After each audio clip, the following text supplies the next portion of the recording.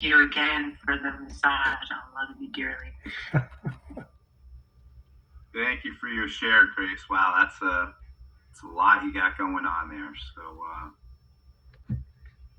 be thinking about you, and what a blessing this program is to allow you to help all those people and be present and get through all those things and get through them the right way and just be there for everybody. Um, so good luck. You got a lot on your plate there. And I like to let Steve marinate. So that's why sometimes I let Steve go last because I like to let him marinate and kind of think Thank you. about this, and then I know he lets us have it. So what do you got, Steve?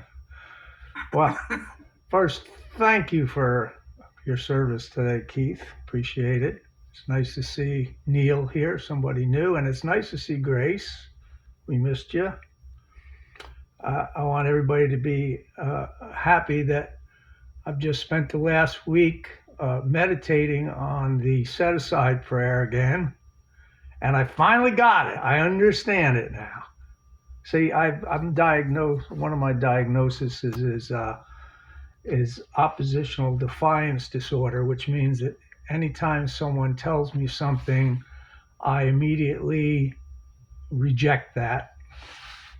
And I think that's what happened when I finally heard the uh, set aside prayer for the first time after hearing it 16 times and not hearing it at all.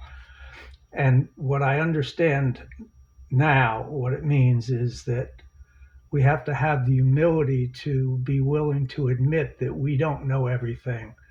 So when I came into this program 16 and a half years ago, it was very hard for me because I rejected everything that I heard, everything. I didn't believe that all these people had the time that they said. I didn't believe that they were sober.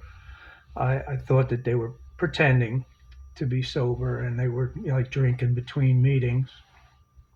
I didn't believe the promises.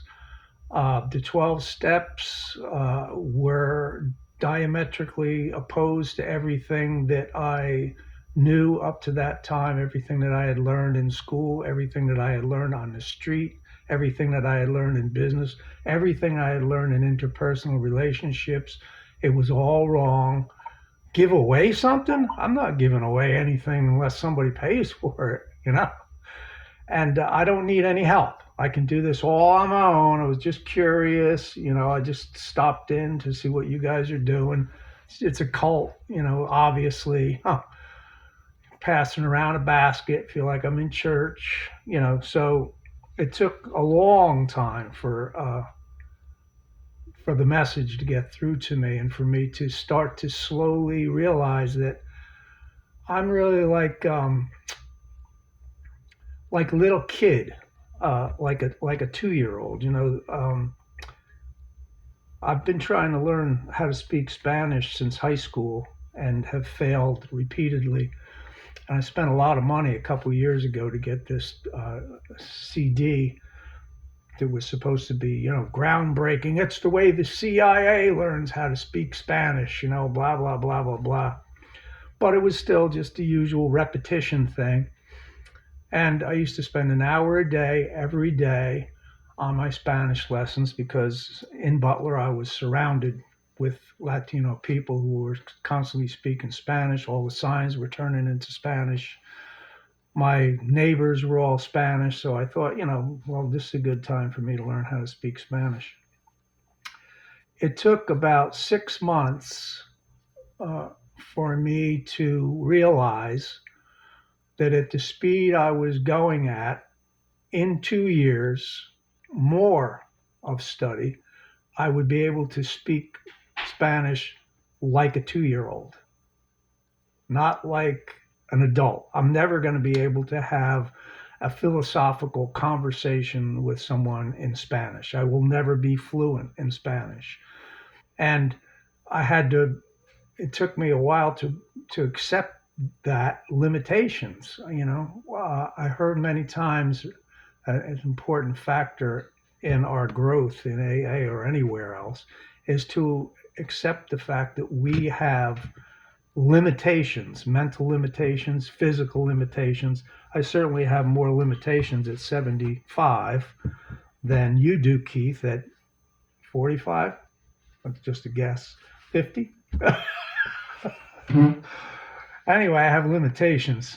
And just like acknowledge those limitations. And one of my limitations is that I do not accept things, even if they're true, when they're first told to me. I have to examine them. I have to let them marinate, until I realize that the set aside prayer is not asking me to throw away everything that I think I know. It's just asking me to have an open mind and consider that possibly some of the prejudices and resentments and resistance that I have towards certain ideas might not be right, that there might be a little bit more to things than I think there is, that there might be more depth to things than I think there is, that even after all these years of learning, there's still more to learn, and there always will be more to learn. And I have the ability to learn it if I am willing to have an open mind. If I shut everything off the way I had when I came into the program, then I've lost the ability to learn. Kind of like what our new friend Neil was saying about the first time that he was 12 stepped. He had a closed mind. He wasn't willing to accept any new ideas. Kind of like what Grace was sharing about the newcomer who she was unable to help because the newcomer just didn't have the ability yet to have an open mind and accept the principles of AA. So I'm so happy that I've learned that about the acceptance prayer, because now when we say it, I can understand it. Thanks for listening, and good to see everybody.